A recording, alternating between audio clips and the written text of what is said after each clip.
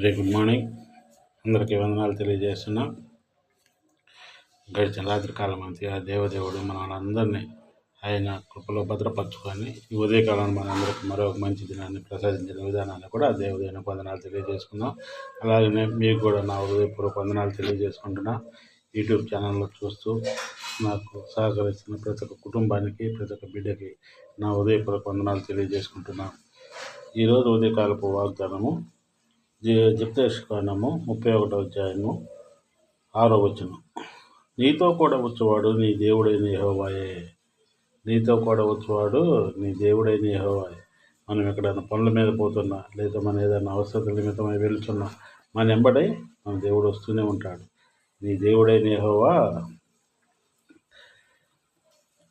నీతో కూడా వచ్చాడు, నీ దేవుడైన యెహోవా. ప్రతి విషయంలో కూడా మనకు దేవుడు ఉంటాడు. కాబట్టి దేవుడు ఏంటంటే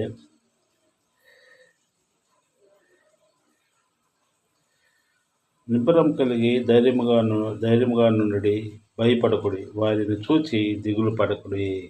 ఎవరైనా చూసి మనం బాధపడపడలేదు. మనం సైతాన్ శోధనల గురించి వాటిని ఎదుర్కొనే దాంట్లో మనం ఏం బాధపడపడలేదు, భయపడపడలేదు. మనం వాటిని దేవుని ప్రార్థనతో ఈజీగా ఎదుర్కోగలుగుతాం. ఆయన నిన్న విడువుడు, ఎన్నడూ విడువాయుడు. మరియు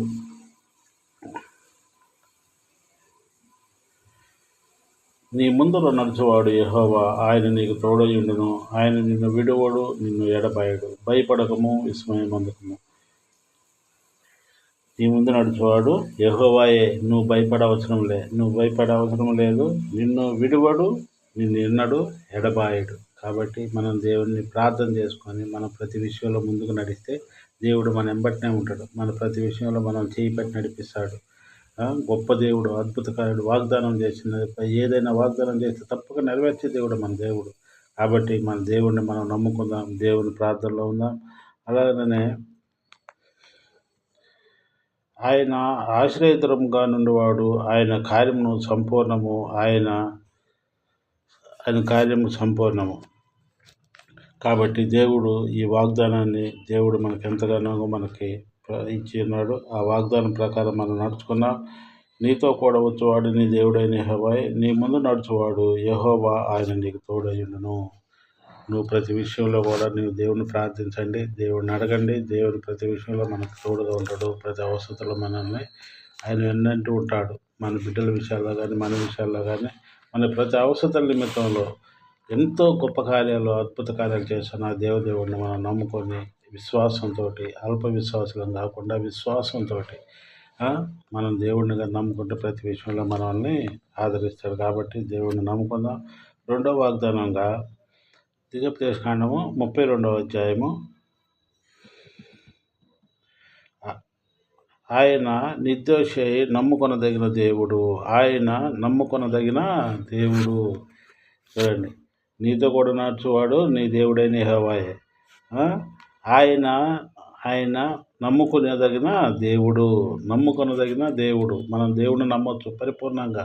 దేవుని గుండె మీద చేసుకొని దేవుడిని నమ్ముకొని మనం ఏ కార్యం చేసినా విజయవంతంగా చేస్తాడు దేవుడు. కాబట్టి ఆ దేవుడిని నమ్ముకుందాం. 2 వాగ్దానాలు ఎత్తి పట్టుకుందాం. 2 వాగ్దానాలు మనం ఈ రోజంతా దేవుడిని మనసులో పెట్టుకొని మన కుటుంబాల నిమిత్తమై, మన నిమిత్తమై మనం దేవుడిని ప్రార్థిస్తూ వేడుకుందాం. కాబట్టి మన కుటుంబాలన్నిటిలా దేవుడు 30 100 దీవించి ఆశించి కాపాడుతాడని ఈ ఉదయకాలం నుంచి సాయంకాలం వరకు ఆయన మిమ్మల్ని అందరినీ ఆయన సన్నిధిలో భద్రపరచుకోవాలని ప్రార్థనలో మనం వేడుకుందాం. ప్రార్థన. భూమిని, ఆకాశం, సర్వలోకం ఏకరీతిగా ప్రపంచంలో గొప్ప జరుగుతుంది. ప్రభా నాయన, గడిచిన రాత్రి కాలం అంతా నీ సన్నిధిలో మనల్ని భద్రపరచుకొని ఈ ఉదయకాలం నేను ధ్యానించుకునే భాగ్యం మాకు దయచేసిన విధానానికి నీకు వెళ్ళే స్తోత్రాలు చెల్లిస్తున్నాం తండ్రి. గొప్ప దేవుడివి, అద్భుత కార్యుడివి, ఆశ్చర్యకార్యుడివి, మహింగల తండ్రి. ప్రభా నాయన, సమస్తం ఎరిగిన దేవుడివి, హృదయ రహస్యాలు ఎరిగిన దేవుడివి, మా తలంపుల పట్టుకుని పెరిగిన దేవుడు నాయన. ఎవరు ఏ అవసరం నిమిత్తమై అడుగుతున్నారో ప్రభా, వారి అవసరాలు తీర్చండి. వారి కుటుంబాన్ని 30 100 దీవించి ఆశించి కాపాడండి. ప్రభా నాయన, వారి బిడ్డలు చదువుల విషయాలు అయితేనే తండ్రి, మ్యారేజ్ విషయాలు అయితే తండ్రి, ఆ బిడ్డలు ఏ అవసరతల నిమిత్తమై ప్రభా నేను అడుగుతున్నారో తండ్రి, వాటి నిమిత్తమై ప్రభా నేను ఆ బిడ్డలకు సాయం అందించండి. ఆ బిడ్డలకు మీరే తోడుగా ఉండి ఆశించి కాపాడండి. నీ కృపలో భద్రపరచుకోండి. ఎలాంటి ఒడిదుడుకులు సమస్యలు లేకుండా కాపాడండి ప్రభా నాయన. ఇదిగో ప్రభా, మా కుటుంబాలు కూడా మీరు దీవించి ఆశించండి. ప్రతి కుటుంబం